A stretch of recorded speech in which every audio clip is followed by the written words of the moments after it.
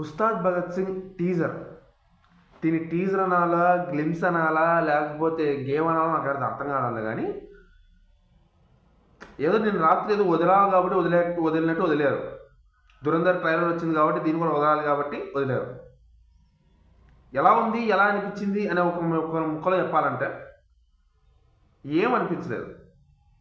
నీరసంగా అనిపించింది, చాలా డల్గా అనిపించింది, చాలా వరస్ట్గా అనిపించింది.